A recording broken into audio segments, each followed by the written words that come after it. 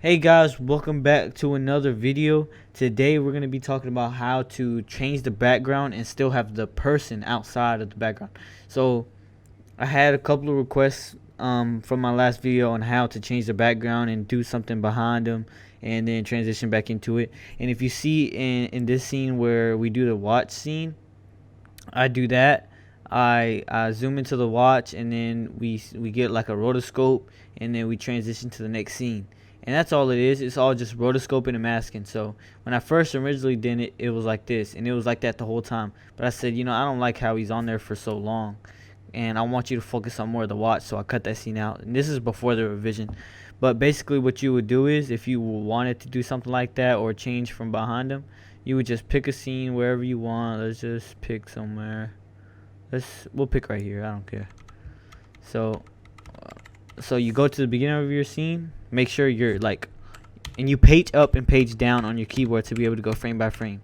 So you would go to the beginning right whenever you see the new scene, Control Shift D, go to the end of that scene, right here. You can use page down to go forward, and then right when you get to the end, don't cut it right here, because basically when you look at it, you're looking at this frame. So if you cut it here and you do the effect on this, it's not gonna be like the next scene, like this little frame. The effect that you did is not gonna be on this. So you need to make sure that you go one more frame, and once you see the new face, then boom, you cut right there, so that the effects that you do is also on this frame. So that's just something to make sure you do. So we got our scene cut out of what we want. So now what we would do is we'd now rotoscope like how we did on the last video. So we double click it, draw, like do a general area, just scribble it in. Then from here you just scribble over those little purple lines that it didn't want to select. We just do this. Then we see this, we want to take away this little space in between his arm, because we're not going to have glow on that. We don't need glow on that. And we do the same on this side. Okay, that's good. Everything's good. The pants, the watch. We'll add in his cup too, just cause. Put his cup in there, just make it a little easier, so we don't have to do the fingers. Okay. Now you would just go frame by frame and adjust it by just left clicking to add, and then alt clicking to get rid of the mask. And so you could just hit play and see if it'll do it, but most likely, oh look, it did it by itself. Yeah, so sometimes you'll get lucky like me and it will do it by itself, but you still gotta adjust it sometimes. So sometimes if you hit play, your computer will do very well, because he's outside and it's an easy scene for the computer to understand and outline. It was pretty simple for the computer to do. So that's why I was so lucky to hit play and it automatically do it. Most of the time you're gonna have to go frame by frame though to be able to do it. So you have to go frame by frame, page down, just keep clicking, and then once you see something get off, you just alt click and just adjust it. And we're just going to continue this for the rest of the video, for the rest of the scene. Okay, so now we got it, and you make sure you want to freeze frame it. Oh, I didn't save. So this is a mistake you don't want to do. If freezing your frames takes a lot out of your computer, so if it crashes and it doesn't save, that's my fault. I should have saved before I did it. So you want to make sure you save before you freeze frame. And basically freeze framing, like I said in the last video, is just it's rendering it out prior to you watching it. Go ahead and render it out permanently. So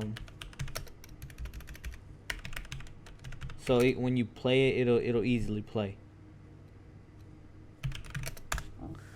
Alright, so now that we got him rotoscope, and it's just a rough rotoscope just to get the idea. So now that we got him rotoscope, we'd want to feather it a little bit. So what we would do is click on it, then we see roto brush up here in the effects panel. If you don't see this, make sure you hit Windows, Workspace, all panels. You'll be able to see everything. And if that doesn't work, just reset all panels to save loadout right there, layout. Then you feather up to about 10. I want to say 10. Then boom, we got them rotoscoped out. So basically what rotoscoping is, I cut him out of the scene. So now he's the only thing. And this is a mistake as well. You want to make sure you have a base layer and your effects layer. So basically what that is you want a video, the same video, just duplicate it at first, so that you have one layer that has all the effects on it, and then one that's just in case we cut them out, we can still see the background. Because if I didn't have that, then you just see black. So you want to make sure you put that there so you can still see the background. But now we have them cut out, so if you move them around, we got them. So now what you want to do is you would want to go to GIF, find whatever GIF you want to get, and let's say whatever you want to put behind him, that's what you would use. You would go to a GIF or any type of other website, or with any type of video, you can do anything. So for this, we'll just put guns or something. We'll find some type of gun thing. See, like, this is cool. It's kind of glitchy. I like this. So we'll take this right here, save it, show in folder, go to After Effects, find it, drag it in. And sometimes this will happen, internal verification, sorry, So what you want to do is file, import file, find where you downloaded it at, downloads, what was it called? Gphy 23. Okay, let's look up 23. Boom, it's right there. Import. Boom, it'll import for you. Find your GIF, click your GIF. Make sure this is not selected multi-still sequence, because sometimes it will throw in a whole bunch of GIFs that you made, like that you used previously, and that's annoying. You don't want to do that. So what you would do is you would just drag this bigger, and how you do that is just you hold the corner, and if you don't want it to get disproportionate and stuff, you want to hold down shift while you do it, and it will do it for you. It'll keep it proportional. And boom, now we got that. So right now it's bad quality because it's on quarter, but there you go. Put it on full. Boom, now it's behind him. So how do we actually get this to transition? What we would do is, okay, let's slow this down so it's like the whole time. To slow it down, you go time stretch. Let's do it by like 150.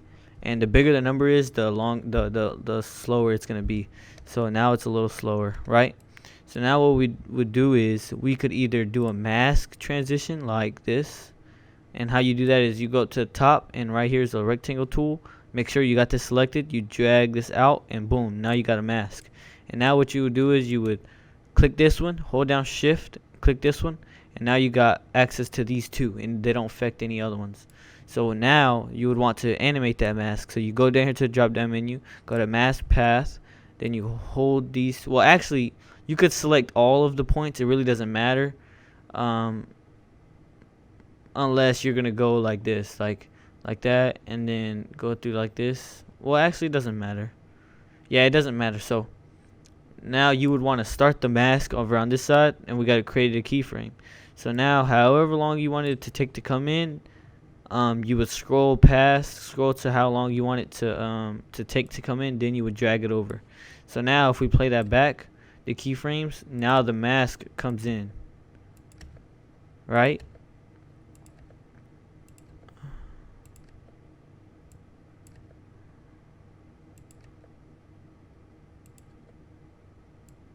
And so we could also add ecto to him because he's already